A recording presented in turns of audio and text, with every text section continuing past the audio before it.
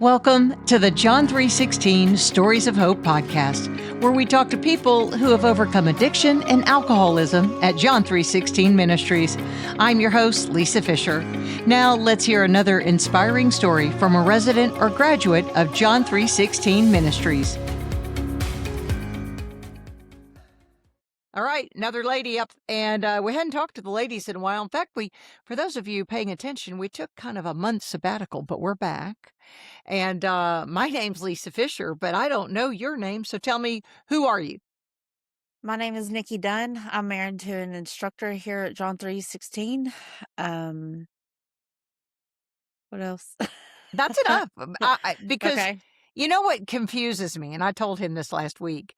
I know it's cool to call everybody by their last name, but I'm an old grandma. I like calling people. I've never known Dunn's first name in all the Yeah. time I've done this, so you're just Mrs. Dunn to me now. Okay. Okay, Well, they call me Nikki Dunn around here. because Nikki D. he's just oh, Dunn. Nikki Yeah. D, that's cute. Yeah. Okay, well, Nikki Dunn, I don't know anything about your story. Tell me who you are. I mean, I know that part, but where are you from? How'd you get here? All that stuff. Okay. So, I'm from a small town called Naples, Texas. I was there till I was about 2, then moved to Dallas. Um, my mom and dad started using drugs, meth, early on. I have 2 brothers and 2 sisters. Let me see. Um, okay. So when I was little, a lot of bad stuff would happen. I've got molested, I've gotten raped. Um, so that came to at 11 when I started using marijuana, and then I started using cocaine, and then it went to meth, and so I've had not a pleasant childhood, um but Jesus. I So understand. How old are you, Nikki? I'm 41. When did you get sober? Well, there's periods. Well, I've never actually been sober up until 5 years ago. December will be 5 years. I've always either drank or, smoked a little bit of marijuana and stuff like that. But for the first time in my life, I can say that I'm completely sober off So everything. from age 11 to 36, it was daily use for you of some Of substance. something, yes. Yes, A- of a- something. And what's interesting, the way you clarified yourself, you are telling me that the world says if you're just smoking weed, I mean, it's no big deal. You're Right, not, at least you're not doing meth, but you right, know that to stay away from all the substances, you can't just dip your toe in to right. marijuana or Yeah, to and don't wanna go cigarettes or right. anything. I mean, and I know some people there still use tobacco because it's as addictive as anything, but a lot of the people there will say, and then, I had to give that up too. So for 36 years, what was your first experience with rehab, or did you find Okay. yourself in a jail cell? What was it? No, I've never been to jail, thank you, Jesus. But, in 20 December 2021, actually, let me back up a little bit. Okay. September of 2021, I have 3 boys, and my kid's dad took them from me, and, I just went even Oh, downhill of more. of course you did. Let me think. I went to John 3:17 ministry. It's in Newport, Arkansas. I did a whole year there. I graduated in December 2022. Okay. I So didn't wait, know. where were you on the map when the baby's daddy took them from you? Were you in Arkansas? No, I was in Texas. You were in Texas. I was in Texas. But to go in depth about it, um, it re- m- I had quit after I had my oldest son in And he's how old? 2010. Okay. He'll be 16 this year. Okay. I had quit everything. I was drinking a little bit every now and then, but I didn't think that that was a problem. It was legal. Um, but I quit everything, and then I had my babies, and then, 2020, the end of 2020, me and their dad had split up, and I just let the wrong people around, and everybody was there, passed around a pipe, and I was like, "Okay, yeah, I'll hit it one time," and that one time, within 6 months, I lost everything. So, Now, I want you to stop. You're kind of telling that as if you're giving traffic directions to somebody. Like it's not a sorry, big I deal. use my hands. No, It no, is no, a big no. deal. No, it's your cadence. People think, well, it's no big deal. I just did it. No, you are Right. telling people, and I want people listening to understand that again. I mean, give the devil an inch, he takes a mile. You gave him the inch, but all those around you, Nikki, were encouraging you, like you're fine, girl. Yeah. It's just a hit. Did you know in the back of your head, in your heart of hearts, that destruction was in your path, or did you think, "I can do this, I can smoke a little weed Yeah. and be fine"? That's what I thought. I mean, I It's a thought that lie. a little hit, it would be just fine, and it grabbed a hold of me tight and wouldn't let go, and then I was living on, out in my car, and then he took my car, and then I was living wherever I could, find a couch to sleep on, and, a friend of mine had told me about how her, boyfriend at the time, which is now husband, told me about John 3:16 and John 3:17. So, I Now called remind our and listeners the mhm. difference in John 3:16 and John 3:17. Okay, so John 3:16 was at the time, just an all-male, um, place. John 3:17 is an all-women's place. And though they're close in proximity, Newport isn't Yes. too far from No, it's about Charlotte. 45 minutes. Right. Yeah. They are 2 separate properties, but, I mean, Yes. obviously, biblically based. I would say John Yes, ma'am. 3:17 is biblically based. Yes, ma'am. So we support their efforts, but they are 2 separate programs. So Yes. you went to their program as a resident, and Yes. then you surrendered all. Where Yes. were you? Okay, from age 11 to 30 or for 36 years, so till whenever. Where were you with Jesus? I didn't know Jesus. I knew of God, but I You'd didn't heard of him. know. I've Yeah, heard of him, but I yeah. I didn't know him. Well, and again, to remind all of us, belief isn't enough. The demons believe, right? But they shudder. So for you to become a follower of Jesus, you had to surrender everything at the cross. Yes, ma'am. And that was hard. That was really hard. Surrendering and being in the waiting was hard for me. So, but Girl, it is for all of us every day. yeah. I would think my life every day of uh, following the cross, laying all everything at his feet at the cross is challenge. I can't imagine if I also was battling addiction, and that's where you were. So you gave up the addiction first and then followed Jesus, or was it the other way around? Honestly, I was just going to get off drugs so I can get my kids back. That's all I Okay. wanted. I didn't, That was your I end didn't. game. You That wanted was my those end babies game. back. Yes. And Yes, how ma'am. old were they? This was in 2021, did we say? Yes. Okay, so how old were they then? Chance was 11. Mitchell was 9, and then Carter was 6 or 7. Okay, those babies needed their mama, Yes. and the mama needed those babies. Right. Yes, ma'am. So getting clean, you knew was your goal. Yes. Getting clean and getting them back was my goal. Yes, ma'am. All right. So John 3:17, similar program, Bible study, working, Yes. no Yes. phone for 30 days. Same. No, there was absolutely no TV, no phone, no nothing. We can write letters, but that was it, and make one phone call every week.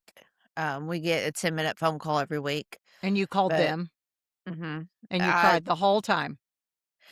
the first couple times I did, but after that, I didn't want to show them that I was upset. I still had my demons going on. I didn't want them to be affected by that because they were affected already so much. So, it was mainly positive, phone calls, and just, tell them what I was doing and, and learning all these new things and learning how to have a life, different from my old, and so, yeah.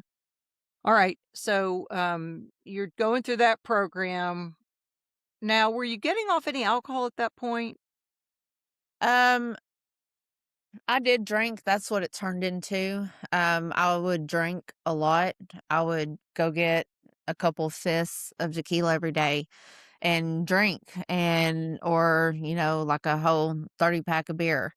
But, it would just that would lead it up to it because I just didn't wanna be drunk anymore, so I just wanna go get high. But And because some people don't understand addiction, explain that you didn't wanna feel the pain. Like, it makes me cry to even talk about it for you because, um, God created us as mothers to love our children in a way that people can't understand unless you've had a right, baby. right, You didn't wanna feel the pain that you were separated from them, right, I would think, right, and and any other choices you had made, I'm just assuming. right. Um, the choice that I made when I went into the ministry was, to obviously get clean. Um, like, I still had my kids all the way up until when their dad took them from me. I wasn't using meth until probably 6 months before. But, I mean, before that, it was a long time since I used. Had they seen you, I guess they'd seen you impaired, high, Mhm. drunk, drug, Drunk, yeah, yes, yeah, yeah. yes, Wow, yes, they have. My and they were oldest remembers a lot more than my 2 youngest ones do, because he was a little older, he knew what was going on, but and do they understand now that you do not use substances, yes, that you are the world uses clean and sober. I almost wanna think the believing community, we need to use something else because 'cause you're beyond clean and sober. You know that the righteousness of Jesus, that he died for your sins, and he paid the debt on all those poor choices, on the poor choices we're making today and tomorrow, right? And that's how we can live our life, and that's how, I guess, Nikki, I want you to say that you now live a life of no shame. right, right, yes, ma'am, no shame, no worries, I mean, I still have my, worries, but they're not like they used to be, I Because don't you're a wake up. mother. Right. Back to what I said, because you're a Yes, mom. to all boys. To So, all yes, boys, right. all boys. So, are they about, 17, was that right, My 16 or oldest will so? be 16 in Okay, September, my middle just turned 13 in January, and my youngest will be 11 in okay, August. alright. Those are really 3 different stages. The 11 and 13, they're about to meld together, but that 16-year-old thinks he's a man, Oh, and yes. he's still a baby. Yes, Yeah. yes, he does. Okay, now I wanna know, uh, have you been reunited with those boys? Yes, in 20 the end of 9 months after I graduated, I got my 2 youngest boys back. Um, And and my by that, oldest you mean they lived with you or you yeah, just got reunited? Okay. no, they live with me. I have full custody of them now. In Arkansas, they were in Texas, right? Yes, ma'am. Yeah, they That's live a here long with way. me. That's a It long way for is. them. Mhm. It is, but, they're with their mama now, That's and right. my oldest son is still in Texas. He's at the age now where he's old enough to decide where, he would like to That's right. be, and Yeah, I don't wanna remove him from where he's happy. I just wanna spend time with him, and it's been a long road, these past 5 years, 4 and a half that, it's just been difficult with my mm, family, on getting to see him, but, within the last year or so, I've gotten to see him a lot more and him actually come down here and spend a whole week with me or a couple days, and I just want that time with him because there's a lot that me and him, have to work on, and I can't do that from a phone. I can't do that from all that. I just want him to be able to see, the difference. I mean, I can tell him all day That's right. I'm different, but for him to actually be with me, that will show him, that I'm different now. Well, nothing speaks conversion more than seeing a changed life. Nothing speaks sobriety more than seeing Right. a changed life. I mean, nothing seeks the fact that you have made changes. So, though he's 16 and he thinks he's Grown. 60, yeah, Yeah. he thinks he's grown. Yeah. Has he admitted to you that you are different? Has he made that said those words yet, or is he still angry? He's not angry anymore. I believe he's forgiven me. We've Good. forgiven each other. Getting him to talk, to open up Is we're hard. still working on it. But I think that he does see a difference in me. And my whole family does. They see it now. At first, they're like, "Oh, it's the same old Nikki," and I'm like, "No, like, I mean, I'm still me. I'm gonna always be me, but just with Jesus."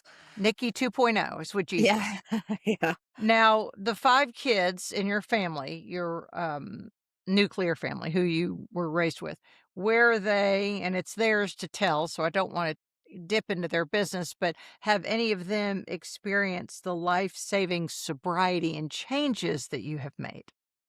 Well, my dad and my mom, they're both gone. They passed away. From That's what. drugs? Well, my dad passed away of stage 4 lung cancer in Which 2017. yeah. He I actually took care of him on hospice in my house. Wow. That's what sent the Xanax, spiraling out of the situation. My mom passed away a month before I graduated, the 3 John 3:17. Um, Wow. she died from, like, sepsis or septic. She Sepsis, was yes. septic, Mhm, She had an and infection that it turned mhm. deadly, Yes, ma'am. system-wide, it's Yes, all of her yes, organs shut down, and was yes. that from something from years of addiction or abuse or anything? Um, I believe she had, some kinda stomach cancer or something, or ovarian cancer.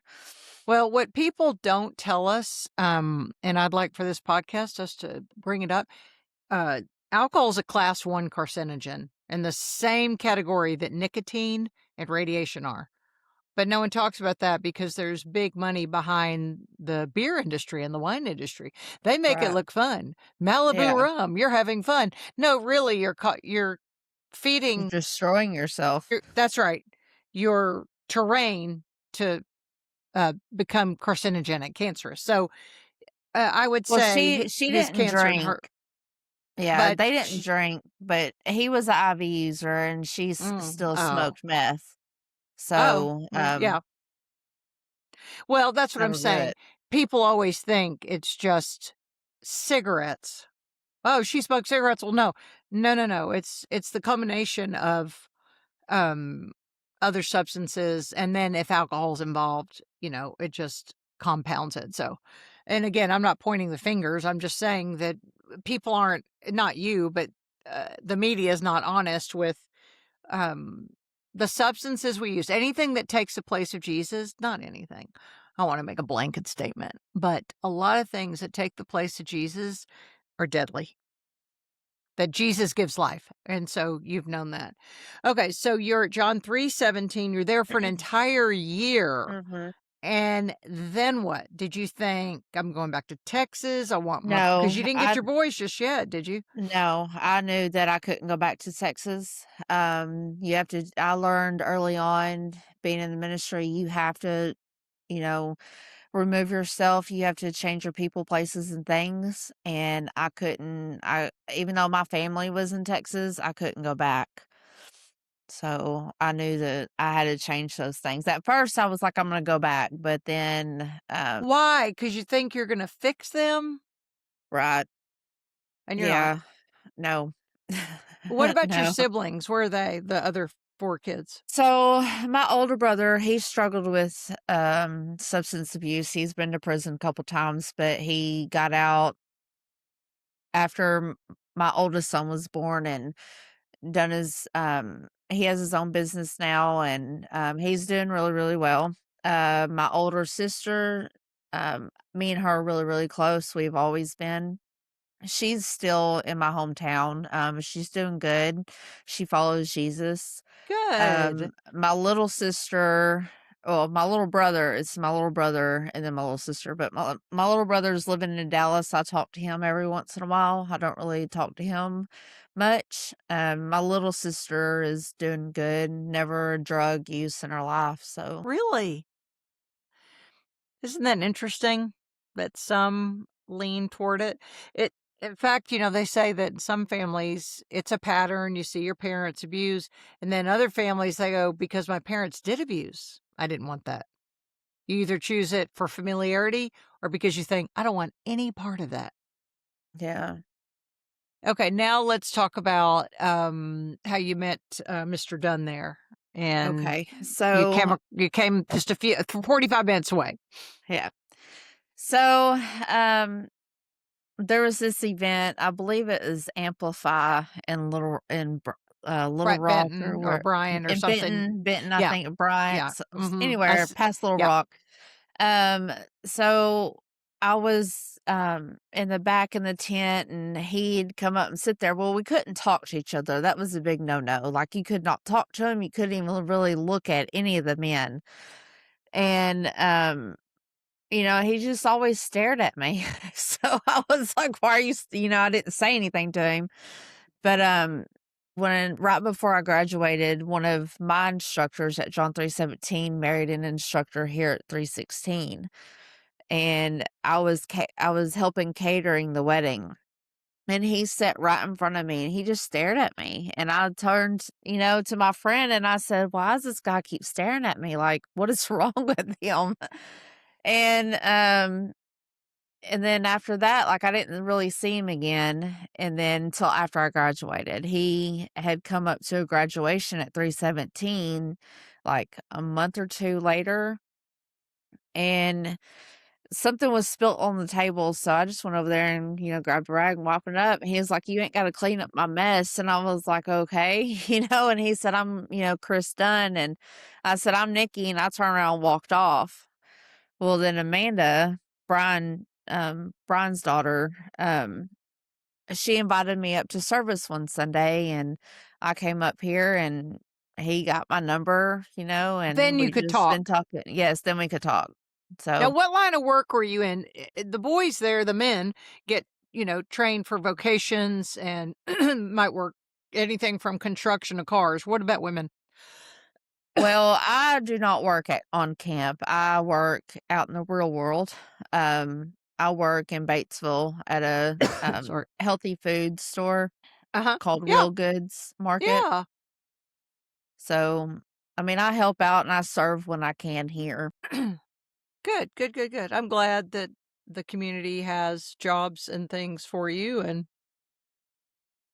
I do love how the community supports. I know John 316 graduates. I don't know. I'm sure it's the same thing with John 317 graduates. But I love hearing that. So now you've been married how long to you and Chris? We got married January 6th, 2024, about a year after I graduated. Okay. So just a couple of years now, 2 years and And some a change. half. Yeah. Uh so the happy ending is you and all three boys have been reconciled, but two of the boys live Yes. with you. Yes, ma'am. And then where Yes, do ma'am. they go to school? Wait, do y'all live on campus then? Yes. Okay. Yes, we So do. where do they go to school? Do they go into town and go to school, or do they go to They school go there? to Newark. No, there isn't a school here, Oh, on there camp, isn't but for kids. no. Okay.